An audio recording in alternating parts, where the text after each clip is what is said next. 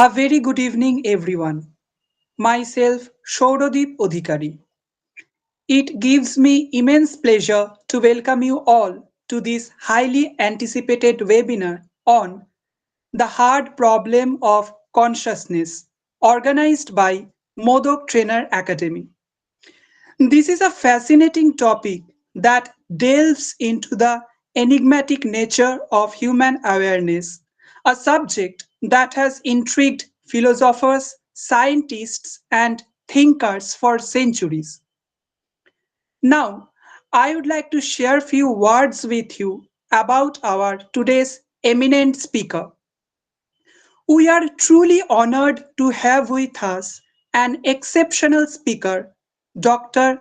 Sankar Basu, whose expertise and curiosity driven approach makes him a perfect guide for exploring this profound subject. Dr.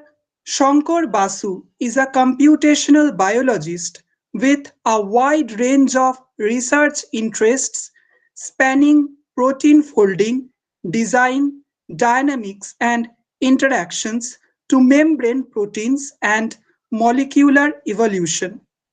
With a foundation in structural bioinformatics and computational biophysics, he approaches complex scientific puzzles using tools like linear algebra, graph theory, artificial intelligence, and statistical methods. His deep belief in trial and error and empirical observation has led to remarkable contributions in his field, including exploring biotherapeutics through peptide tinkering. What sets Dr. Shankar Basu apart is his ability to seamlessly integrate mathematical and computational frameworks to unravel biological mysteries. His passion for understanding complex systems and his interdisciplinary insights will surely enrich our understanding of consciousness in unique and thought provoking ways. Currently, Dr. Shankar Basu is an assistant professor in the Department of Microbiology in Asutosh College. Let's make this is a truly interactive and enriching experience. So without further delay, let us welcome Dr. Shankar Basu to enlighten us on this captivating topic. Now, I humbly request to Dr. Shankar Basu, sir, please start your valuable lecture. Thank you and over to you, sir. Thanks, and thanks for very high, lofty words, I would say. I'm just a curiosity-driven researcher, and this is something that I'm no expert in this field, but I've been listening to talks available, in the YouTube on consciousness, and I did my PhD from a laboratory where this was one of the topics that were being exercised as a scientific discipline. So I had a little bit of perception about the subject from my PhD days. So today, I actually framed this talk in little bit of bilingual mode because part of it, it was actually this exact talk I delivered in the Asutosh Charcha Kendra in our staff room lecture a few months back. And my dear colleague, senior Dipadi, she got me connected to this academy. So I'm very thankful to Dipadi and the academy itself. But I would try to make it in English only, but there will be certain areas, certain terminologies for which I won't have an alternative, but to use the native languages, Sanskrit and Bengali. So, so this coinage, hard problem of consciousness, this coinage has been made by Professor David Charnes who um, who had his training in mathematics and physics, but then later turned into psychologists, and then to a Western philosopher. And he's one of the very rare dualist Westerners uh, who is who is an exception to their uh, more kind of common framework of reductionist materialism. So in that sense, he's a bit different, and he also has very high command on the Eastern uh, uh, ancient texts, so that also has enriched him. Um, so the basic idea, this why is it called the hard problem? So if there is a hard problem, there's supposed to be some easy problems of consciousness, but truly speaking, there is no easy problem of consciousness. But the correlation studies that the neuroscience faculties are doing these days, especially after the emergence of an experimental technique called fMRI, which is functional magnetic resonance imaging.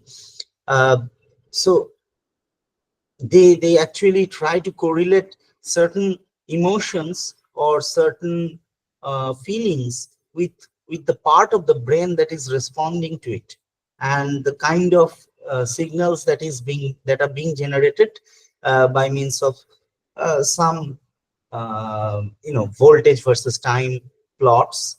But that's all. So essentially, if you have a mosquito bite somewhere, if you have certain pain in your body, certain emotional pain, certain sense of joy and happiness, so all these now can be correlated with different parts of the brain through these fMRI studies. But they seem to be not explaining that why this subjective experience is there at all. So the the other school of thoughts, which are counterintuitive to this vision, that they propose that uh, it could be that we are like zombies, like robots, without having any subjective feeling, but still a certain machinery through which all the inputs are processed or absorbed, and all the outputs are produced, but without having any subjective feeling of pain or of I mean, there's nothing that I can say that uh, I feel it like this experience, this feeling of subjectivity, this can be absent. So that is a theory that is an extremist view, of course. So he's the school of thoughts that they're coming up with such theories. They kind of deny the experimental data that is available to each one of us through our conscious stream of experiences. So to go ahead, I would like to read out a little passage from David Charm's talk, uh, which will get us more involved and more intensely involved into the matter, into the core matter of consciousness. So what is consciousness? That's the fundamental question. So it's not so easy to define consciousness, and even with the limitation of the English language, because this was something, an idea which were ancient, and which was ancient, and which was brought about much before any Western civilizations came into the historical data. So we used to call it in our Sanskrit or Pali or ancient language. There were words like chit. There were words like bhuma or bodhi, or you can say chetana. and Chaitanya. So if I may quote Ramprasad Sen, so the song, Amar Chetona Chaitanya Kore De Ma Chaitanyamoi, this cannot be translated into English because there is no word that can stand for subtle differences between these very closely related perceptions. So let us try to read out from this David Charm's talk. So he says that right now you have a movie playing inside your head. It's an amazing multi-track movie with surround sound and vision, a 3D vision for what you are seeing and hearing. But that's just the start. Your movie has smell, taste, and touch. It includes a sense of your body, pain, hunger, and even orgasms. It also encompasses emotions like anger and happiness. Moreover, it features memories like scenes from your childhood played before you. There's a constant voiceover narrative in your stream of conscious thinking. Rabindranath, in one of his songs, probably coins this as Chetona Dhara, which I find very, very interesting, very intriguing. Stream of conscious thinking. At at the heart of this movie is you experiencing all of this directly. This movie is your stream of consciousness. Actually, this is Chetana Dhara, the subject of experience of the mind and the world. So see, uh, so the world are full of objects. Everything that I can imagine, from an alpine to an elephant, are certain objects. So they are bulk objects, they are macroscopic objects, but they are subtle objects also. So they are mind matters. So if we close our eyes and introspect, self-inquire about who we are, just sitting still and what we call meditating, you'll see that waves of thoughts and feelings and emotions are being popped up within the ocean of the mind. But we are not the mind. We are observing the mind as a congregation or a assimilation of subtle objects, subtle mental objects. So at the heart of this movie, experiencing all directly is you, and everything else are objects. It may be a bulk object, it may be a subtle object. Each of us is conscious, and we all have our own inner movie. So this inner movie, the way David Charms explains this, and uh, is I mean, I really like the analogy of this inner movie, because it is like that. It's a continuous stream of experience from the very moment we popped up into this universe as a soul. And I don't know what will happen after death. I don't know.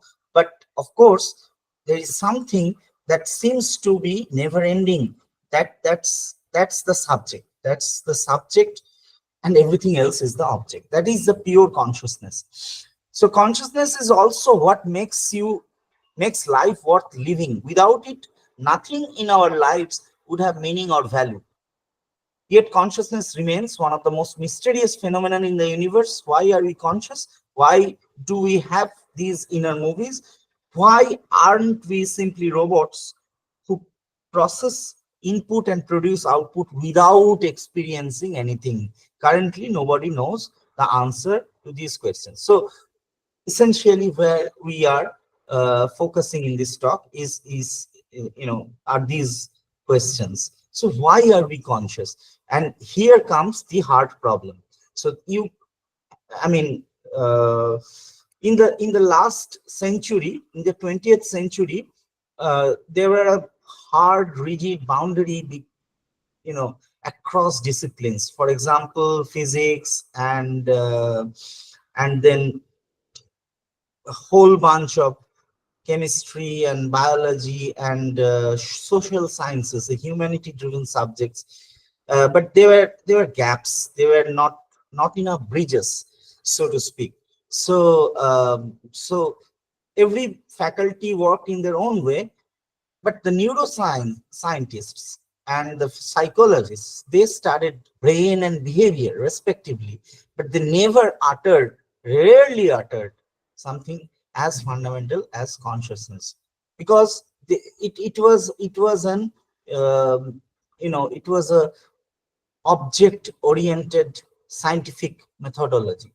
So if you want to so what psychologists do, they basically try to correlate behavior with human nature and situations. And what neuroscience scientists do, as I just said before, fMRI and etc., they always try to correlate parts of the brain and the type of impulse that is being responded in response to some stimuli from outside or something from inside as well.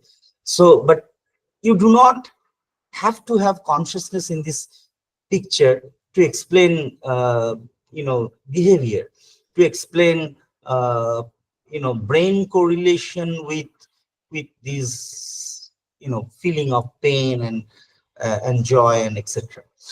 So, but that scenario changed somewhat in the last 20-25 years, which is a very good thing. So the boundaries are actually keep dissolving. So disciplines are getting, they're getting intertwined, so to speak. So now there have been a serious volume of research that has been carried out in the last 20-25 years on the science of consciousness, while there was one notion that there can never be a science of consciousness, because science by nature is objective and consciousness by nature is subjective. So people argued that there cannot be a science of consciousness, but that changed, started to change it from the beginning of this millennium. And prominent scientists, physicists like Roger Penrose, Nobel laureate, you all know, and Francis Crick is also Nobel laureate. He's a neuroscientist. So they actually emphasize the fact that now might be the time for science to tackle consciousness. So we have the repertoires, we have the armory, so we can now uh, press up for our search for this much weighted theory of consciousness, scientific theory of consciousness that works. The important thing is that works. So these correlation studies that I was talking about, these correlation studies cannot explain and do not really extend their effort to explain why consciousness is there at all, why is this subjective experience. So David Charms, uh, he comes up with the notion that there might be some crazy radical idea that might be a path breaking thing, which was never thought as simple as this before, but it could actually uh,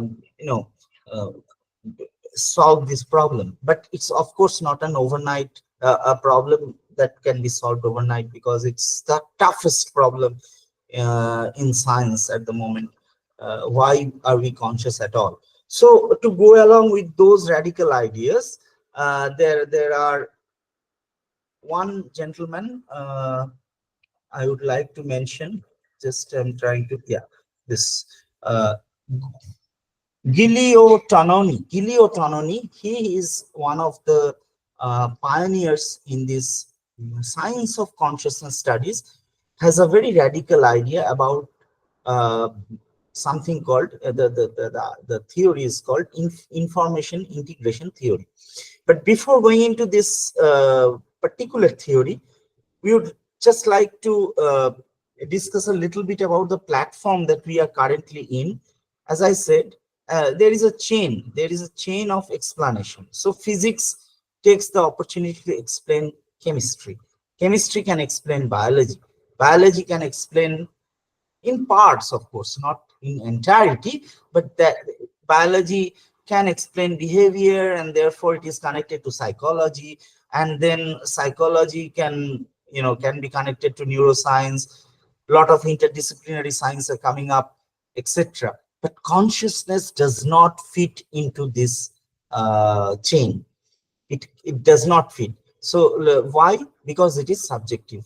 And the other thing I would like to mention here is that people are nowadays, every one of us are having to deal with AI, artificial intelligence. So artificial intelligence is something that uh, that that we cannot do without, almost in our regular life also. Every one of us do Google. So that is a simple AI. Then Chat GPT, etc., etc. There are a lot of things coming up, and there are new AI systems which can paint, which can compose poetry, which can write essays, which can do wonders. And you cannot distinguish that this has been done by an AI, or this has been done by a human or an artist, or actually it's just a machine. So it's that it's coming up leaps and bounds, and from that we have come to a era that we call reality plus. So reality is the reality that we live in, which of course not reality according to Advaita Vedanta, but I'm not going to that right now. But the apparent reality that we go to bed and get up from the bed in the morning, and this reality is not limited to our senses, the eye and the ear and everything. So there is a reality plus also. We are always communicating with people from different parts of the globe nowadays, etc. And there are this revolution by AI systems, etc. So but that also, given that, you know there has been a very uh, what should I say, very intriguing question that has been raised, that developing these AI tools, uh, what ethical consents are required to build an artificial intelligence system, or even to shut it down? Is there something related to consciousness? There is. So if people have not been so clear till now that whether these systems are conscious. But one thing I can tell you, that the people that are building these devices and algorithms in Silicon Valley in United States, they have not yet uh, found out the starting point to make an algorithm of consciousness, but they have done everything else very, very, very successfully.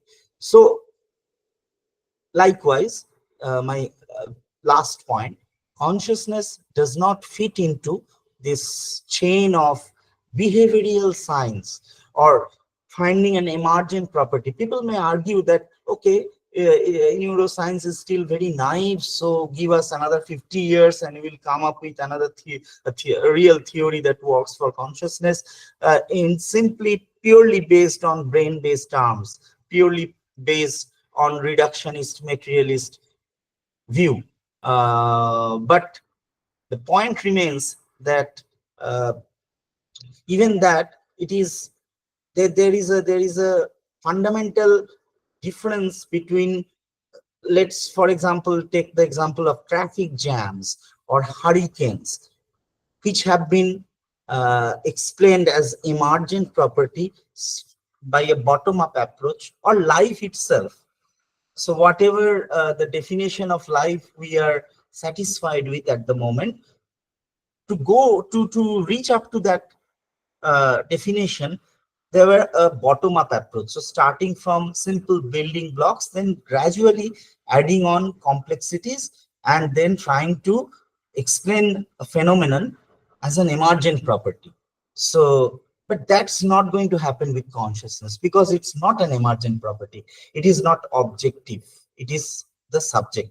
So now, let us first uh, go back to our Eastern views of consciousness, and then I'll come back to these radical ideas, and that would be more meaningful. So I'll discuss about two radical ideas that David Charms or similar proponents they see promise in. But before that, we'll go back to our Eastern um, you know epistemology, the way people have come up with this structure, the logical structure of philosophy, Eastern philosophy. So there I would like to introduce to an anecdote of Janak Raja. So anecdote uh, is that Janak Raja, who is basically Sita's father in Ramayana, so he sleeps and then dreams a nightmare. And in that nightmare, he actually fights a war against a very fierceful opponent and then gets defeated.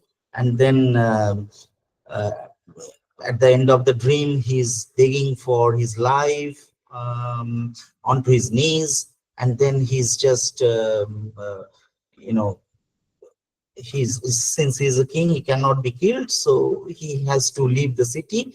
And see, so he leaves the city, and very hungry, exhausted, he comes to a place where food is being served to the beggars, and he stands in the queue.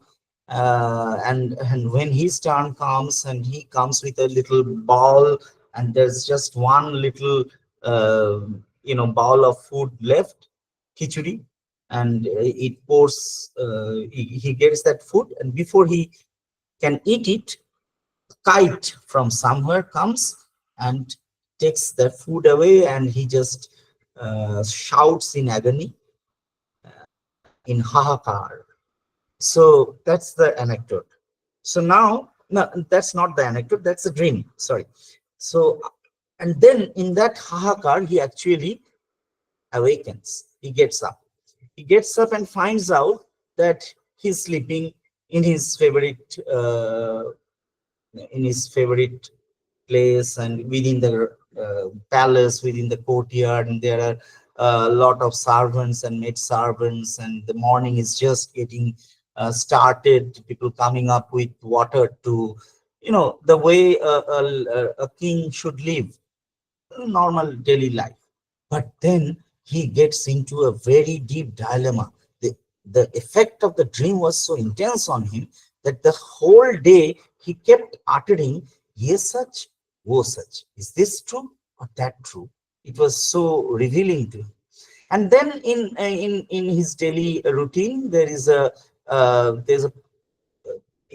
gathering for public, and there is a gathering for private people, and there is a sage from uh, you know nearby, who's known as Ashtavakra Muni, who actually wrote the Ashtavakra Gita.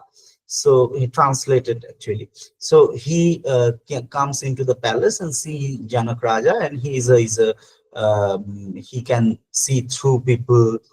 So he realized very quickly that what is the situation, and he called Janak Raja in separation and asked him a few questions. So he asked that, uh, okay, Janak Raja, when the dream was going on, when you were defeated, not the dream, you were defeated by your fierceful enemy, uh, were there you? Yeah, I was there, of course. I experienced it. I got defeated, and I got hungry and got exhausted, and the last bit of food was also stolen by a kite, and it was such a pity, such a um, awful situation. Okay, okay, fine. So then when the morning began, and the servants came, and you started getting up and came to came to your kingly duties, were there you? Yes, of course, there were also myself. I was there and I experienced it. I'm still experiencing the same day. Bole, okay, so Janak Raja, na to ye sach, na wo sach, ek tum hi sach. Neither this or not that is true, but you are the truth. So what does it mean? It means that we, in our earthly, earthly lives, we undergo three states, one after the other. It's like a it's cyclic permutation. It's like A B C A B C A B C all the time. So it's like the awakened state, then the dream state, and then the deep sleep state. So in the awakened state, we are talking, and dream, we will go into our sleep, and then we'll dream. And if there is no dream, fine, so the conscience is very pure and etc. But of course it's not always the case. So dream is a big part of our existence and our experience. So when the dream occurs, we do not really realize that this is dream. We realize that this is reality. So that's another state. And when the deep sleep, it is, there is nothing, there's a void. You do not remember anything. You just uh, had a wonderful sleep, and you'll say that I just slept like a baby. I just slept like a baby. I slept like a log. So these are the three states through which there is a fourth one which goes through this state, these three states. Why is it the fourth one? Because there are three states before. In this fourth state, it is in, according to the Mandukya Upanishad, um, it's called Turiyo or Choturtho, fourth. That is Choturtho, and from that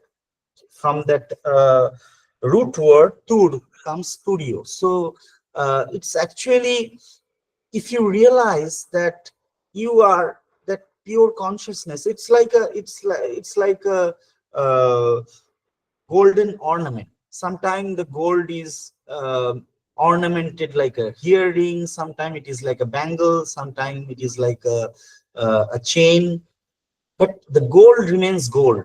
The material doesn't change. So the gold is actually going through cycles of being a bangle, being a earring, being a uh, some other ornaments, etc. So it's that kind of an analogy. So this is one way to introspect and find out that we are that absolute reality which did not have any beginning, nor could it have any end, according to the Eastern philosophy. And that is the pure consciousness, that is the subject, and everything else appears. It's an appearance, it's not the reality. The reality is the pure consciousness. The appearance is what we encounter, our all it's our experiences. So you can of course give an example of a movie, and Advaita Vedanta actually does that very much. That it talks about uh, it talks about a movie, it talks about a screen. It is or a uh, base of water, reflecting like a mirror, where things are uh, getting uh, you know uh, shadow casted, and then it is again disappearing. So it's coming and going, but the water layer remains unshackled. So it's like the space, if you have so much of cloud and so much of thunder burst and everything here, so obviously you feel the trauma. But believe me or not, when this will evaporate, when this will not be there, the space will remain intact. The space will not change. It will still remain the space. So that's how the Easterners think of consciousness. There is another little way of investigation that I'll talk about. It's called the five sheets of experience. And it talks about the terminology is kosh. So it's called Panchokosh. So the first one is Annomoy.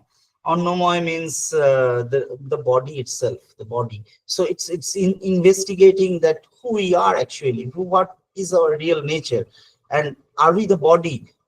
Because the body had gone through changes, but the one that we are saying I, it's the same I. It's referring to that same I that we used to refer when we were a boy, we were a girl, in our childhood, in our youth, and now in our middle age, in our old age. This I is the same, but the body is changing. It was like this before, and someday it will not be there, etc.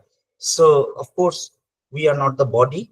We are witnessing the body directly. It's part of our subjective feeling because we are conscious.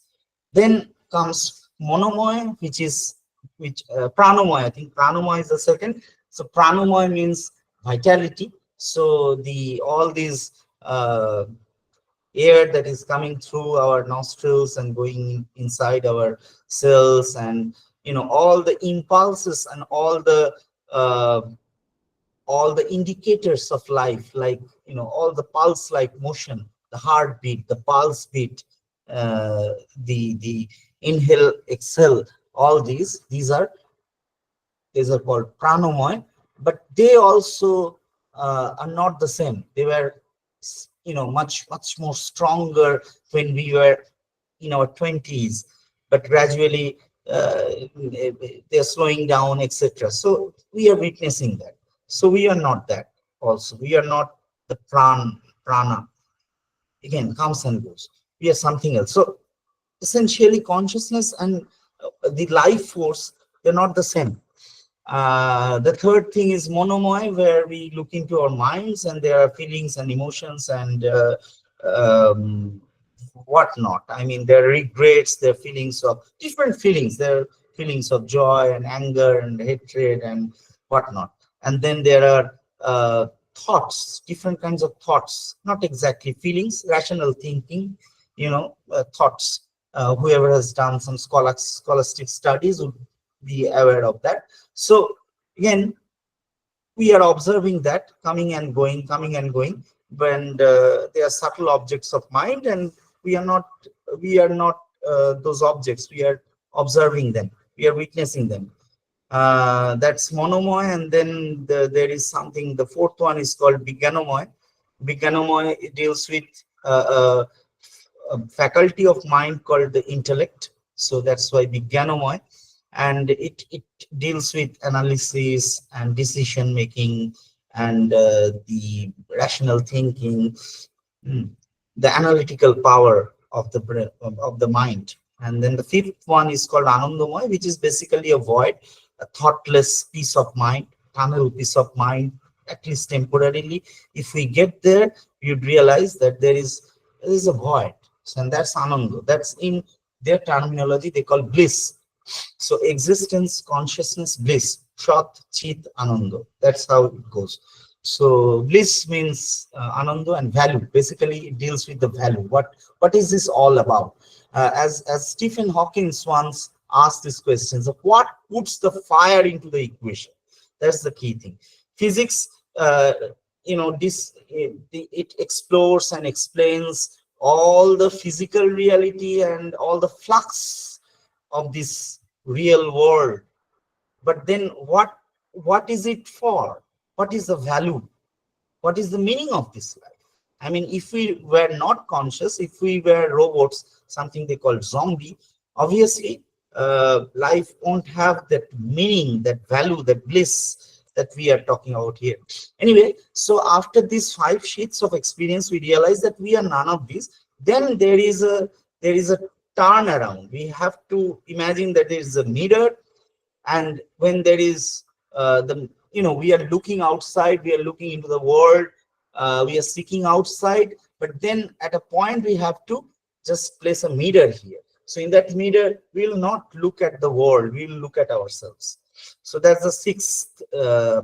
So after these 5 sheets of experience, there is the thing, and that is something that we cannot grasp. They also in Sanskrit, it's called avang manasa gochara. So it's very difficult to verbally explain what is it, but nearest analogy that people give is that of a shining light. So a shining light that, just it is there, and it is there. For that reason, I can take the questions later after finishing my talk. So I'll be finishing in 10-15 minutes. So yeah, so when there is this shining light, the light falls on certain objects, and then we get to see. So for example, if we just turn off the light in this room, everything will still remain there, but we will not be able to see that. So we will not be aware of it, will not be conscious of it. So that's consciousness. But then what is this life is all about? There is a layer of transactional reality also. So there is an absolute reality and transactional reality. They're intertwined, they're difficult to separate. They're almost inseparable. So there comes all these blessings of being conscious. So how should we live? What should be the art of living? What should be, how should our ethical uh, and moral and conscience grow? And what are the skills? How can we self-improve? All these comes one after the another, because we are conscious. Because we are not zombies. We have the feelings of pain and pleasure and suffering and empathy. So here there is this Buddhist concept of attachment. I just like to touch upon it, that okay, it's understood that we are pure consciousness, and like a shining light, the light is falling onto something and we are getting aware of it. But then what happens? We think ourselves as part of that movie, part of that appearance, as integral part of the appearance, because we get attached, and because we crave, because we are denied of what we crave at one point of time, and there would obviously be suffering, etc. So the entire Buddhist philosophy begins from there only, this self-inquiry. So that's why they call the rolling stone doesn't catch moss. So one has to roll over, move on, roll over, move on, and you have to leave and just there's no alternative to it. So that's how it also shapes the religious practices or moral practices throughout the world. But now let's come to those radical ideas which I just mentioned before, which proponents of this hard problem of consciousness, they think that would be a key to success in this very difficult uh, mm, investigation. So one radical idea is that consciousness is fundamental. That's a very radical idea. Like space and time and mass, and in the 20th century, Maxwell, courtesy to Maxwell, charge. So these are the known fundamental elements of nature: space, time, mass, and charge. But so what does it mean? You cannot break it down. You cannot break it. It's a fundamental property. You cannot break it down. We using these, we can explain things, like using the alphabets we can build words. It's like the alphabets. So consciousness, since it cannot be explained by existing theory of neuroscience and any kind of brain-based terms, the next best thing that can be done logically is to include it in the list of fundamental properties or fundamental elements. So that's something has been proposed lately. Consciousness is fundamental. The second theory is called it says it proposes that consciousness is universal. So what does it mean? The viewpoint there, they call it panpsychism. So panpsychism literally means that consciousness is universal. So it's not restricted to you and I and Homo sapiens alone. Every creature if I'm allowed to speak a little Bengali, সর্বজীবে, এই যে সর্বজীবে এই কথাটা, it's very crucial here. So even the bacteria, the viruses, the proteins, the DNAs, the elementary particles, the photons, the electrons, the positrons, all these have some amount of precursor, at least some level of precursor of consciousness, conscious, subjective, raw subjective feeling, in if that's the best way I can put it. But it does not, it does not claim that a photon is intelligent. It doesn't claim that the photon says that, oh, I'm always busy and running at the speed of light, and I never get to smell the roses. Not like that, but there is some rudimentary precursor of consciousness in everything that we know about. That's the second idea. And then then going through that, this Guilio Canoni, he has proposed the integrated information theory. Integrated information theory. So that says that also comes up with some kind of mathematical formalism, which he terms as the Greek letter phi. So this phi is the information that has been integrated to a system. So simple system, simple consciousness, low information processing; complex system, high information processing, complex consciousness. So that's how he's trying to model it. And physicists do say that the fundamental laws governing the universe are so simple that they can actually be written in the front of a t-shirt. And this actually has that simplicity. This phi theory has a simplicity, but it's nothing has been proven. It's still at the level of proposition. And maybe you can argue that if consciousness is fundamental, then probably it is also universal. So that's another way to look at it. So that's where the subject stands at the moment. But as David Charms suggests, that one of these seemingly crazy ideas may have promise in the future, but this problem will not be solved overnight. So I think I will stop here and we'll have questions.